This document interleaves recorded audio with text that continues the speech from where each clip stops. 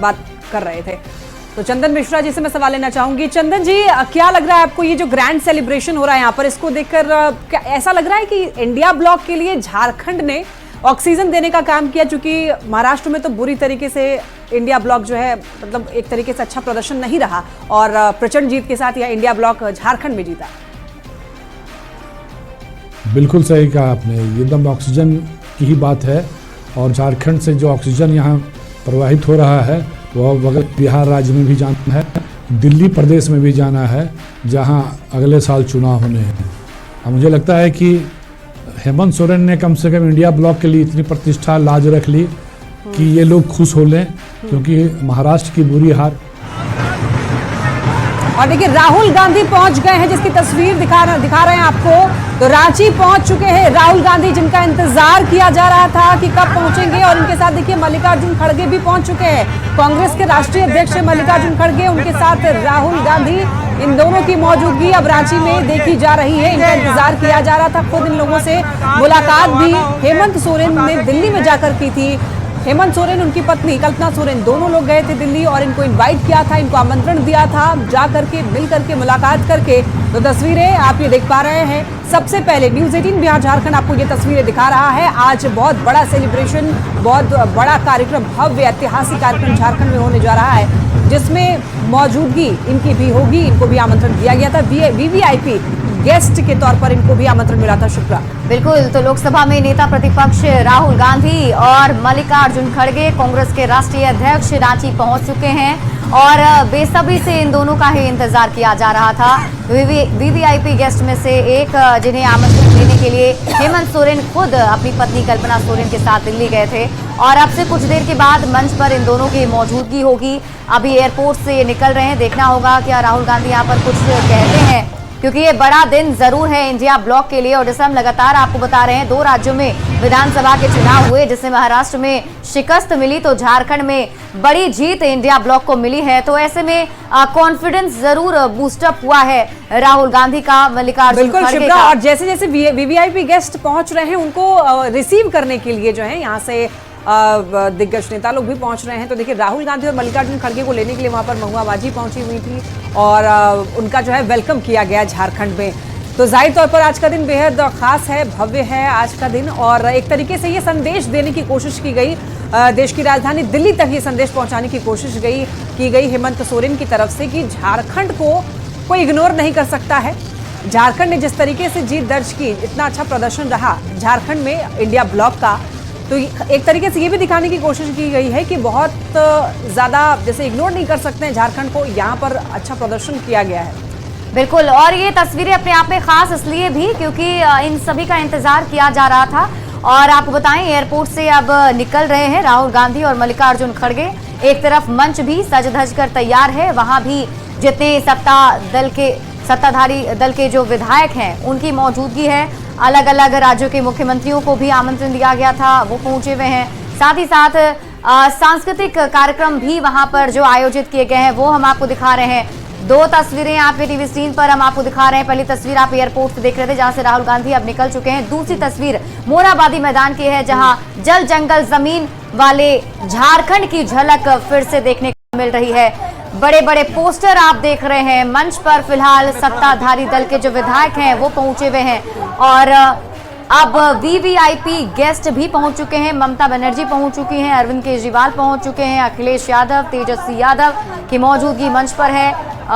हेमंत सोरेन के पिता शिबू सोरेन और उनकी मां रूपी सोरेन वहां मौजूद हैं। तो तस्वीर जो हम आपके टीवी स्क्रीन पर अलग अलग 3 जगहों की दिखा रहे हैं, तस्वीरें अपने आप में खास तस्वीरें। बिल्कुल। तो ये पहली जो तस्वीर है वो देख सकते हैं आप मोरहाबादी मैदान की, जो कि कार्यक्रम स्थल है। अबुआ सरकार का शपथ ग्रहण कार्यक्रम ये आज आयोजित किया गया है। थोड़ी देर में शपथ लेंगे हेमंत सोरेन। दूसरी तस्वीर जो आप देख पा रहे हैं, इस तस्वीर में देखिए हेमंत सोरेन जब अपने आवास से निकल रहे थे, उनके खुद अपने पिता को लेकर शिबू सोरेन को और उनकी माता जी को लेकर वो जब निकले तब की तस्वीर है। और ये तस्वीर लगातार आपको दिखाने की कोशिश कर रहे हैं। और तीसरी एयरपोर्ट की तस्वीर, हालांकि जिंदगी में काफी कष्टमय है, आज चंद रुपयों की बात क्या है कि गाया जाता है, लेकिन इसके अलावा भी इन्हें और भी कई कार्य करने पड़ते हैं। कैमरा पर्सन प्रभाकर के साथ ओम प्रकाश, न्यूज़ 18। तो अलग अलग रंग जो है वो देखने को मिल रहे हैं और चंदन मिश्रा राजनीतिक विश्लेषक हमारे साथ जुड़े हुए हैं। चंदन मिश्रा जी, वैसे एक सवाल लेकिन जरूर ये उठ रहा है कि हेमंत सोरेन ही सिर्फ आज शपथ लेने वाले हैं, उनके साथ जो मंत्री उनके मंत्रिमंडल में शामिल होंगे वो शपथ नहीं ले रहे। क्या इसके पीछे वजह आपको लग रहा है? देखिए, गठबंधन की जब सरकार बनती है तो उसमें गठबंधन दलों की जो उम्मीदें हैं विधायकों की बढ़ जाती है और कांग्रेस पार्टी 16 सीटें जीत कर आई है, उन्हें 4 लोगों को मंत्री बनाना है और यहाँ उम्मीदवार 8 से ज़्यादा ऐसे हैं जो मंत्री पद का दावेदारी ठोक चुके हैं। 4 लोग, कुछ लोग नए हैं तो नए लोग कम होते हैं, लेकिन जो पुराने लोग हैं 5-5, 6-6 बार के विधायक, उनका दावा है कि उनको मंत्री बनाया जाना चाहिए। अब ये आला कमान के सामने बड़ी जटिल समस्या हो जाती है कि किसे बनाया जाए, किसे छोड़ा जाए। यही स्थिति है। राजद में चूंकि वहाँ पे 4 विधायक हैं, एक को मंत्री बनाना है और विधायक दल का जो है नेता चुन लिया गया है सुरेश पासवान को, तो मान के चलिए कि उनका नाम हो सकता है। बिल्कुल ऐसा माना जाए कि तालमेल अभी बिठ नहीं पाया। श्याम किशोर जी भी हमारे साथ हैं। श्याम किशोर जी, इसे किस तरीके से देखा जाए, क्योंकि चुनाव में जब हेमंत सोरेन गए तो बड़े अच्छे तालमेल के साथ पहुंचे थे, लेकिन मंत्रियों को लेकर अभी बातचीत लगता है हो नहीं पाई है खुलकर। देखिए, ये बात यहाँ लोकल मीडिया में भी आई है और मेरी समझ से, जो मेरा एक्सपीरियंस है, इसमें पेच झामुमो में, जेएमएम में नहीं है। मेरी समझ से पेच कांग्रेस में है। अच्छा, कांग्रेस को जो समझा जा तो हेमंत सोरेन की सरकार थी या भाई सोरेन की सरकार थी तो भी कांग्रेस को मंत्रिमंडल में 4 जगह दी गई थी, 4 बर्थ दी गई। यहाँ 12 कुल जमा 12 सदस्य ही मंत्रिमंडल होता है और वो उन 4 पदों को लेकर हमेशा खींचतान बनी रही। विधायकों की नाराजगी शुरू से आखिर तक झलकती रही। मुझको लगता है कि कांग्रेस 4 नाम फाइनल नहीं कर पाई। अगर वो कर देती तो झामुमो में कोई दिक्कत नहीं थी। हेमंत सोरेन जिस हैसियत में अभी हैं, वो श्याम जी, इसीलिए ऐसा लग रहा है कि जो कांग्रेस के जो विधायक हैं वो लगातार दिल्ली चक्कर लगा रहे हैं ताकि उनका मामला फिट बैठ जाए और उनको मंत्री बना दिया जाए। जी जी जी जी।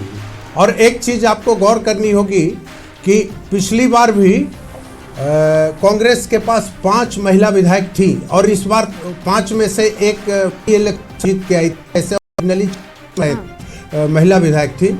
इस बार इनके पास 5 महिला विधायक जीत के आई हैं, जो झारखंड के इतिहास एक इतिहास है। और अगर इनको 4 सीटें मिलती हैं, ये के साथ देखना दिलचस्प होगा। पिछली बार ठीक है, एक महिला विधायक दीपिका पांडे को मुश्किल और चंदन जी भी हमारे साथ बने हुए हैं। तो चंदन जी, आपको क्या लगता है कि क्या पिछले, चलिए एक एक करके हम इस पर चर्चा भी करें, क्योंकि अगर नई सरकार बन रही है तो अवसर के साथ साथ चुनौतियां भी काफी ज्यादा है। लेकिन उससे पहले एक बार फिर से हम तस्वीरों पर दर्शकों को जो है आकृष्ट करना चाहेंगे। जो तस्वीर आपके टीवी स्क्रीन पर हम आपको दिखा रहे हैं, पहली तस्वीर जो आप देख रहे हैं ये मोरहाबादी मैदान की तस्वीर है, जहां एक एक करके जितने भी लोग हैं वो शिबू सोरेन से भी मुलाकात कर रहे हैं, उनसे बातचीत कर रहे हैं और जो चेहरा है उनका खिलखिलाता वो ये साफ दिखा रहा है कि पिता कितने खुश हैं, माँ कितनी खुश हैं। दूसरी तस्वीर जो आपको दिखा रहे हैं, ये मोरहाबादी मैदान में अलग अलग रंग झारखंड के देखने को मिल रहे हैं। चंदन मिश्रा जी हमारे साथ बने हुए हैं। तो चंदन जी, आपसे ये जानना चाहूंगी कि आपको लग रहा है, आपका विश्लेषण क्या कहता है, क्या पुराने 2019 के फॉर्मूले पर ही इस बार मंत्री जो मंडल हैं उसमें जगह दी जाएगी लोगों को, या फिर इस बार कुछ अलग फॉर्मूला हो सकता है? देखिए, अभी भाकपा माले के बारे में तय नहीं हुआ है, लेकिन जो पुराना फार्मूला है, झामुमो 6 विधायक उसके मुख्यमंत्री समेत बनेंगे, कैबिनेट में आएंगे। कांग्रेस के 4 और राष्ट्रीय जनता दल से 1। अगर जो भाकपा माले तय कर ले, आज उनकी बैठक होने वाली, शायद 29 को बैठक होनी है, अगर वो तय कर लेते हैं कि हम भी सरकार में शामिल होंगे तो उनको भी 1 सीट देनी पड़ेगी।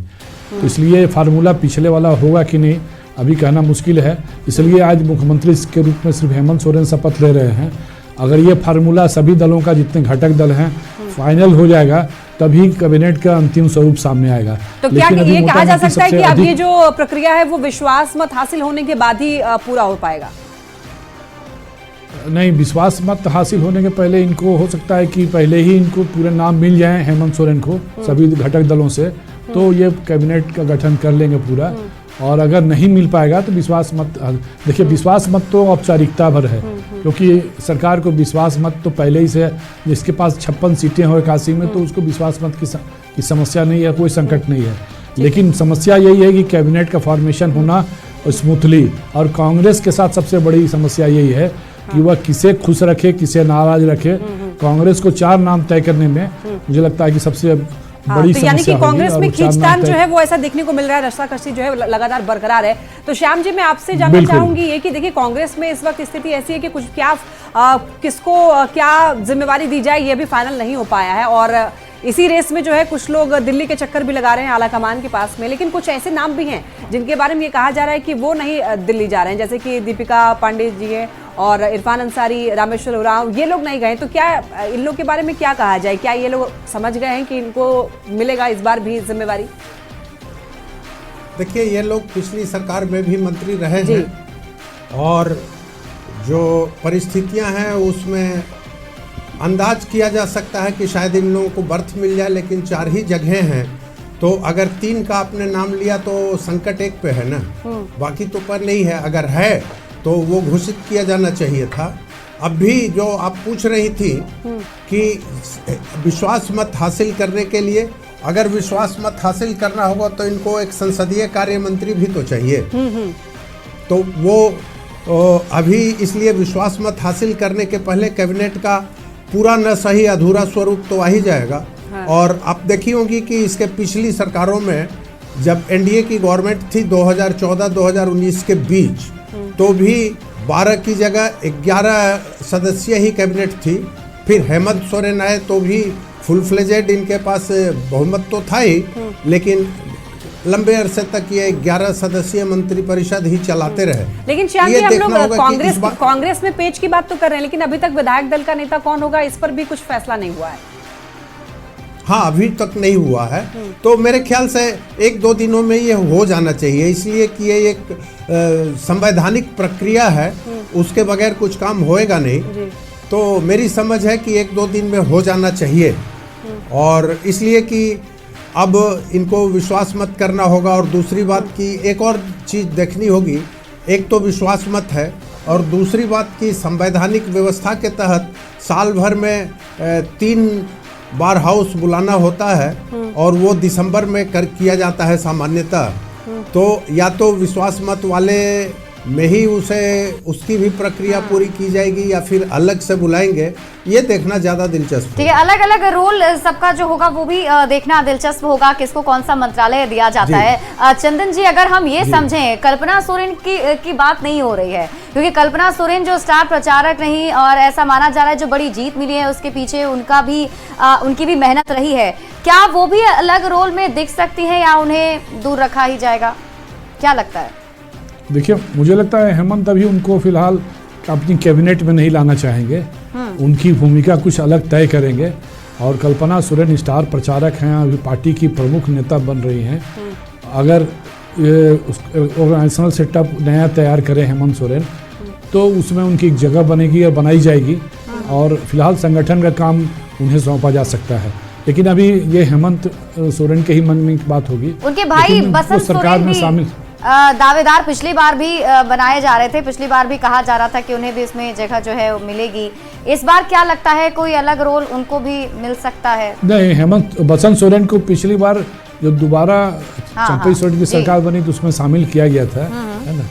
तो लेकिन इस बार मुझे नहीं लगता है कि हेमंत सोरेन को इस बार जगह दे पाएंगे, क्योंकि उनके पास कई अनुभवी विधायक हैं जिनको जगह देना, है ना, अभी वक्त की मांग है, डिमांड है। इसलिए पुराने विधायकों को लाएंगे, कुछ पुराने चेहरे हैं, कुछ नए चेहरे हैं। लेकिन चंदन जी, अगर हम लोग कल्पना सोरेन की अगर बात कर ही रहे हैं, तो कल्पना सोरेन को इस बार जिस तरीके से उन्होंने प्रदर्शन किया, जिस तरीके से उन्होंने कैंपेनिंग की, उसको देखकर तो ऐसा ही लगा कि इस बार हेमंत सोरेन के लिए अगर कोई हीरो बनकर आया तो वो कल्पना सोरेन खुद उनकी पत्नी। तो ऐसा हो सकता है कि कोई बड़ा विभाग उनको सौंप दिया जाए, कोई बड़ी जिम्मेदारी दे दी जाए, ये भी हो सकता है। हाँ, मुझे लगता है कि सरकार में न रह के भी कल्पना सोरेन की भूमिका में रहेंगी, जो हेमंत सोरेन की छाया की तरह उनके साथ सरकार बनाने चलाने नीति नियंताओं में शामिल रहेंगी। हो सकता है कोई इस तरह का बोर्ड वगैरह का गठन हो, है ना, तो जिसमें कल्पना सोरेन को जिम्मेदारी सौंपी जा सकती है। श्याम जी भी हमारे साथ बने हुए हैं। श्याम जी, आप थोड़ी देर पहले ये जिक्र भी कर रहे थे, हालांकि मुझे लगता है अब कार्यक्रम की शुरुआत भी हो जाएगी कुछ देर के बाद। लगभग अब 22 मिनट का वक्त जो है रह गया है और ये प्रदीप यादव को आप टीवी स्क्रीन पर देख रहे हैं, जीत कर आए हैं एक बार फिर से, तो उत्साह तो दिख ही रहा है, कॉन्फिडेंस दिख ही रहा है, जैसा कि श्याम जी आप कह रहे थे कि ओवर कॉन्फिडेंस दिख रहा है अभी, तो ये जो ओवर कॉन्फिडेंस है वो तो ठीक है, लेकिन चुनौती की बात हम कर रहे थे। कई सारी योजनाएं, जो बड़ी योजनाएं जिसमें मुफ्त बिजली करना 200 यूनिट का लगभग, और फिर उसके बाद सिलेंडर जो है वो 450 रुपए में उपलब्ध कराना, मैया सम्मान योजना की राशि बढ़ा देना, ये भी एक बड़ा भार होने वाला है अगली सरकार पर। जी जी नहीं, भार तो कई है, केवल यही नहीं है जो घोषणाएं की गई हैं, उसमें और भी चीजें हैं, युवाओं के लिए भी हैं, बुजुर्गों के लिए भी हैं। तो एक बार इसको बैठ के मैं कैलकुलेट कर रहा था तो मेरा अंदाज है कि करीब 25,000 करोड़ रुपए सालाना पर एनएम का ये बैठेगा। और झारखंड का बजट, अब भी का बजट 1,28,29,000 करोड़ रुपए का है। तो आप देख रहे हैं कि इस हिसाब से ये लगभग 20-25% का ठीक है। आपको एक बार रोकना चाहूंगी श्याम जी, देखिए यहाँ पर मंच सज चुका है और यहाँ पर मेहमान भी बैठ चुके हैं। तो इरफान अंसारी को आप देख पा रहे हैं यहाँ पर बैठ चुके हैं, खुद इस बार जीत कर आए हैं और काफी ज्यादा आश्वस्त भी लग रहे हैं। हाफिजुल हसन की भी मौजूदगी है यहाँ पर, प्रदीप यादव भी आप दिखाई दे रहे हैं आपको, और एक एक करके जितने भी विधायक रविंद्रनाथ महतो भी नजर आ रहे हैं। लुइस मरांडी खास चेहरा जरूर है इस बार, लक्ष्मी, क्योंकि पहले बीजेपी में हुआ करती थी, उस वक्त मंत्री भी रही और आप देखिए जेएमएम में शामिल हुई, जीत कर आई हैं, तो इनका भी नाम जो है रेस में चल रहा है। श्याम जी, लुइस मरांडी के रिवॉर्ड मिलेगा इनको, लगता है कि तीन महिला विधायक जीत के आई हैं, जिसमें मुझको लगता है कि कल्पना सोरेन को शायद अलग रखेंगे मुख्यमंत्री, इसलिए कि फिर आरोप लगेगा कि मियां बीवी दोनों ही सरकार बन गए। तो लुइस मरांडी चूंकि उधर से आई हैं और ये फिट भी बैठती है, मतलब आप जातीय समीकरण में जाएं तो ये ईसाई हैं, क्रिश्चियन हैं, तो मेरे ख्याल से इनको जगह मिल सकती है, वर्थ मिल सकती है, इसमें कोई शक नहीं है। और चूंकि इनके पास अनुभव है, बसंत सोरेन नजर आ रहे हैं, बसंत सोरेन भी पहुंच चुके हैं। हेमंत सोरेन के छोटे भाई हैं बसंत सोरेन, दुमका से इन्होंने चुनाव लड़ा, जीत कर आए हैं। पिछली बार के मंत्रिमंडल में दोबारा जब मंत्रिमंडल का गठन हुआ था उसमें इन्हें जगह दी गई थी, इस बार देखना होगा इनका नाम भी इस रेस में रहता है या नहीं। लेकिन अभी जो आप देख रहे हैं बसंत सोरेन को टीवी स्क्रीन पर, वहां पहुंचे हुए हैं, अपने पिता सोरेन से मुलाकात भी हो रही है, सीता सोरेन की बेटी भी पहुंची हुई है। देखिए यहाँ पर एक परिवार एकजुट नजर आ रहा है। राजश्री सीता सोरेन की बेटी, सीता सोरेन भले बीजेपी में हैं और इस बार चुनाव लड़ी, लेकिन उन्हें हार का सामना करना पड़ा, लेकिन उनकी बेटी देखिए शपथ ग्रहण समारोह में मंच पर जरूर आई हैं, बधाई देने के लिए अभी सीधे आई तो अपनी बसंत सोरेन के साथ आई, अपने चाचा बसंत सोरेन के साथ ही मंच पर पहुंची थी। श्याम जी, इन तस्वीरों को कैसे देखा जाए? देखिए बहुत इस बार चुनाव में जो देखने को मिला, सीता सोरेन बीजेपी में लोकसभा के चुनाव के वक्त ही चली गई, फिर विधानसभा में चुनाव लड़ी, हार गई, लेकिन उनकी बेटी अभी जरूर पहुंची है। यानी कि कहें तो राजनीति में खिटपिट जो है वो देखने को मिला, लेकिन यहाँ पर अगर परिवार की बात आ रही है तो आप खुद झुकी और प्रणाम किया उनको पैर छू करके। और सबसे बड़ी बात यह है श्याम जी कि अपने चाचा बसंत सोरेन के साथ आई हैं वो मंच पर। वो करना ही था, अब इतना भी नहीं करती तो क्या करती। लेकिन एक चीज स्पष्ट हो गई है कि सीता सोरेन को जिस प्रकार उनका आभा मंडल बहुत बड़ा दिखा के बीजेपी ले गई थी लोकसभा चुनाव के दरमियान, और उसके बाद विधानसभा चुनाव में भी जो उनसे आशा थी वो पूरी नहीं हुई। तो एक चीज़ आप देखेंगी कि यहाँ पे रहते हुए, जामुमो में रहते हुए उनकी ख्वाहिश थी कि मंत्री पद उनको मिले। कभी कभी तो ये बोलती थी कि मैं बड़ी बहू हूँ, शायद उनको मुख्यमंत्री पद की भी ललक थी और ये नहीं मिल पा रहा था। लेकिन वे जो हैं सो बराबर यहाँ खटपट और ये एक बार तस्वीर दिखा दें कि हेमंत सोरेन के ससुराल पक्ष से और उनका जो पैतृक गांव है वहां पर से जो लोग आए हुए मेहमान, उनसे मुलाकात करते हुए यहाँ पर सीता सोरेन की बेटी जो है वो दिखाई दे रही थी, सबको आलिंगन करते हुए।